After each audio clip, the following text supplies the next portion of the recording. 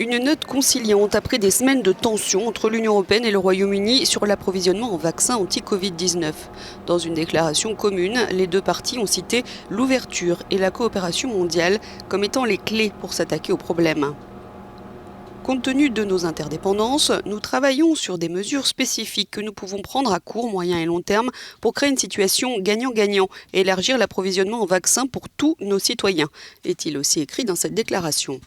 Auparavant, la Commission européenne avait déclaré qu'elle proposait un plan d'action visant à évaluer toutes les expéditions de vaccins en fonction du pays de destination et de ses exportations, avant d'autoriser leur envoi en dehors de l'Union européenne. Le Royaume-Uni est donc visé car il est le principal bénéficiaire des exportations européennes.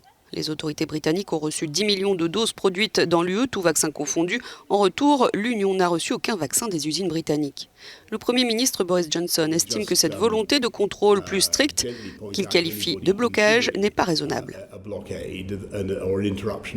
Je voudrais juste signaler de manière générale à tous ceux qui envisagent un blocus ou une interruption des chaînes d'approvisionnement que les entreprises regarderont et tireront des conclusions pour l'avenir, à savoir est-il judicieux ou non de faire des investissements dans ces pays où des blocus arbitraires sont imposés.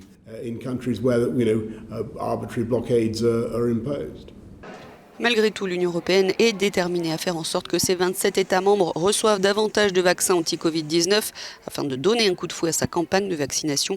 Les propositions de la Commission sont présentées aux dirigeants européens lors du sommet virtuel.